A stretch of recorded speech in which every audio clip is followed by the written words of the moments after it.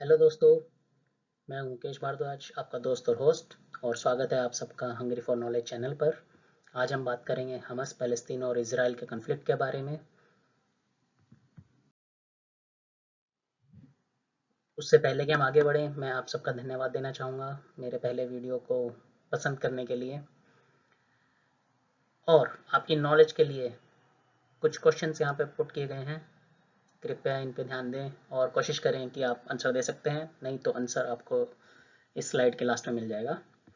So how many and with which countries does Israel share its border? कितने देशों के साथ और किन किन देशों के साथ इसराइल अपना बॉर्डर शेयर करता है? दूसरा क्वेश्चन है, when did Israel got his freedom? Israel को अपनी आज़ादी कब मिली? In which country is Sinai peninsula is located?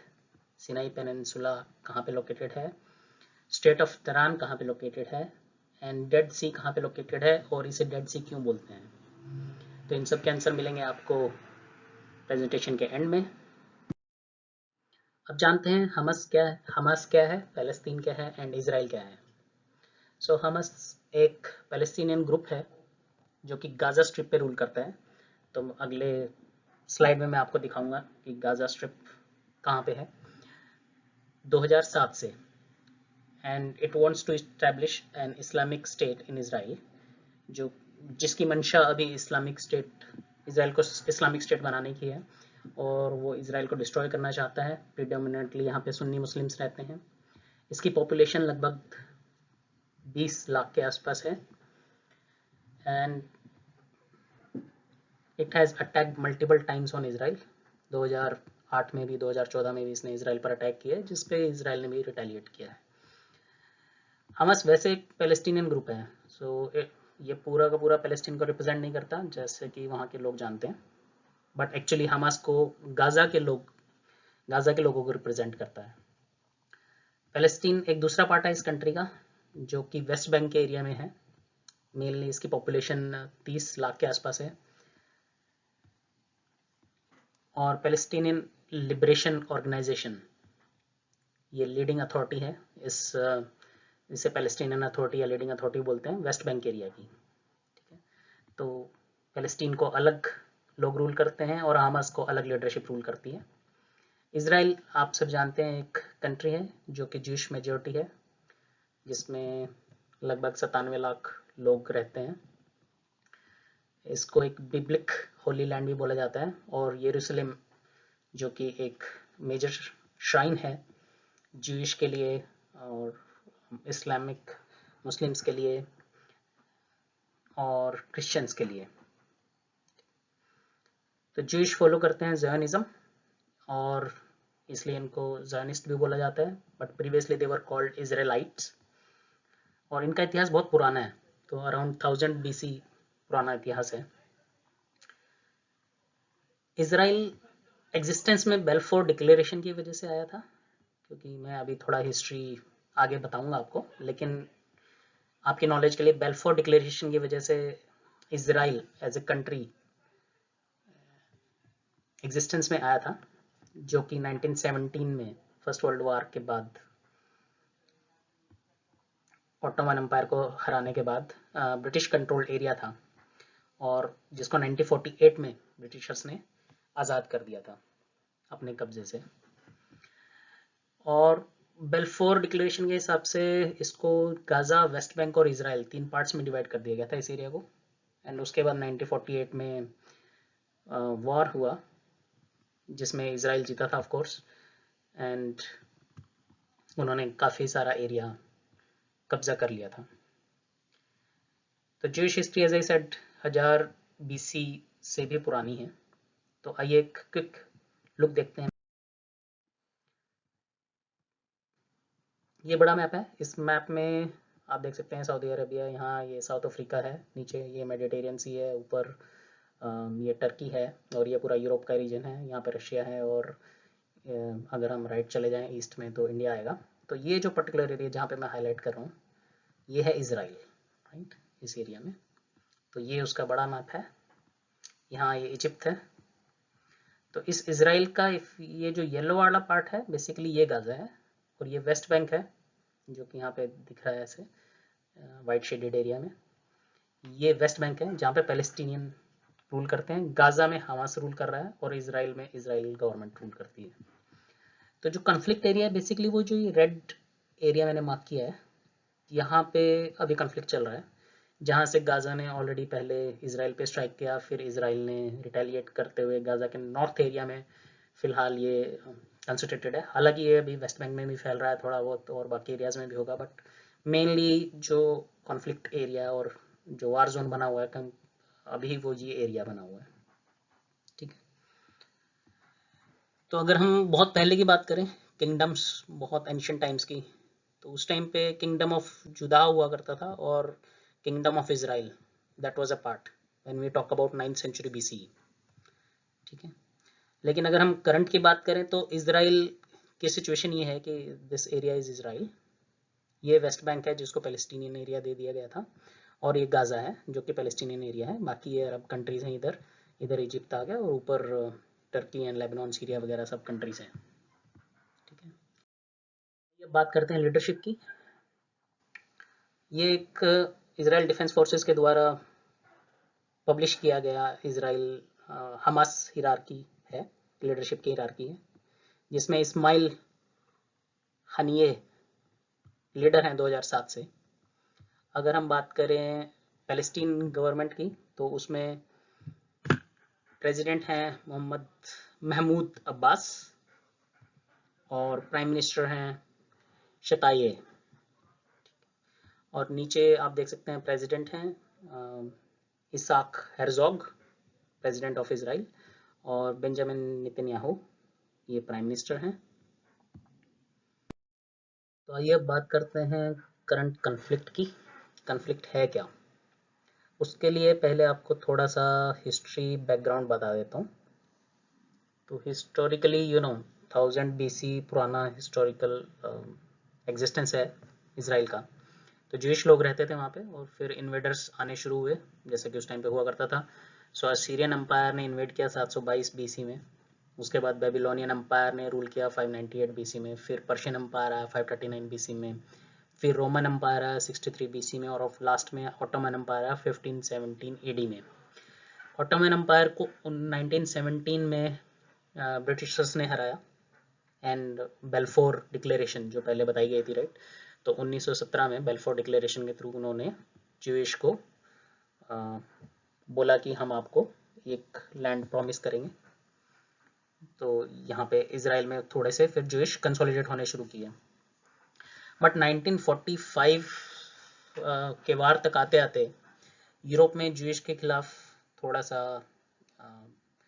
Holocaust शुरू हो गया था, as you might be know कि जर्मनी ने थोड़ा सा लोगों को मारना शुरू कर दिया था, थोड़ा सा नहीं काफ़ी लोगों को, ज्यूइश लोगों को मारना शुरू कर दिया था, तो वो कंसोलिडेट होते होते सब इजराइल में आ गए।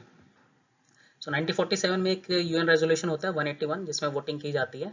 तो अगर आप राइट में देखें, ये मैं इसको थोड़ा सा पिन पॉइंट कर लेता हूँ, राइट में देखें ये वाले जो वाइट डॉट्स हैं, तो पहले ज्यूइश सिर्फ इस एरिया में कंसोलिडेटेड थे, लेकिन 81 के रेजोल्यूशन में क्या हुआ कि एक चार्ट बनाया गया जिसमें एक ज्यूइश स्टेट, जो कि ये वाइट वाइट दिख रहे हैं आप, ये वाले वाइट स्टेट, और दो पैलेस्टीन स्टेट, एक वेस्ट बैंक और एक गाजा स्ट्रिप, ये बनाए गए और इस पर वोटिंग की गई।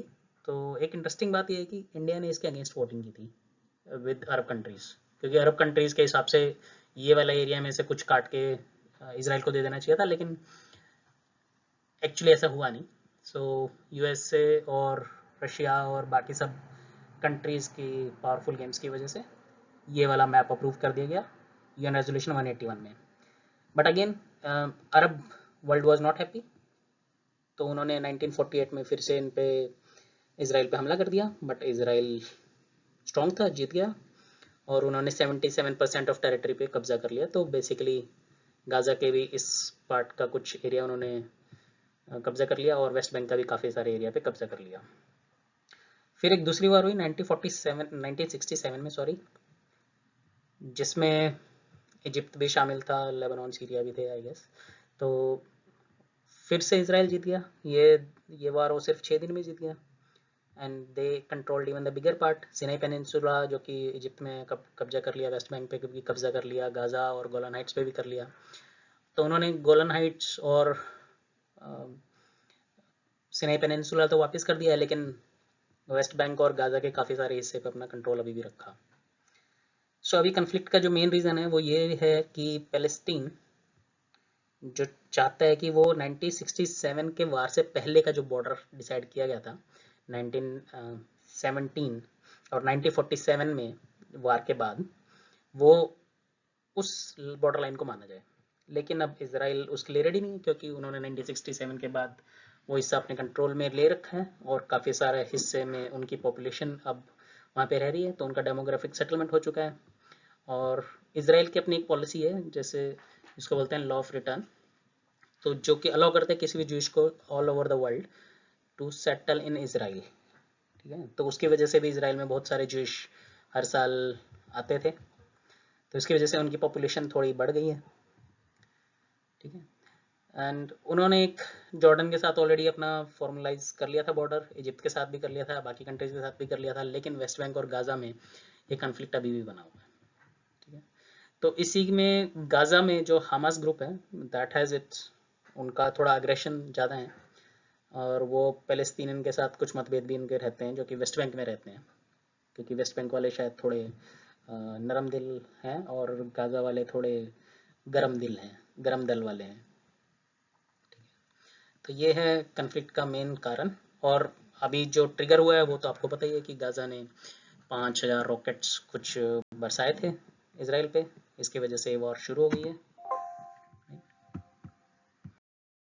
करंट सिचुएशन क्या है अभी? लगभग 6500 people has been reported killed in Gaza.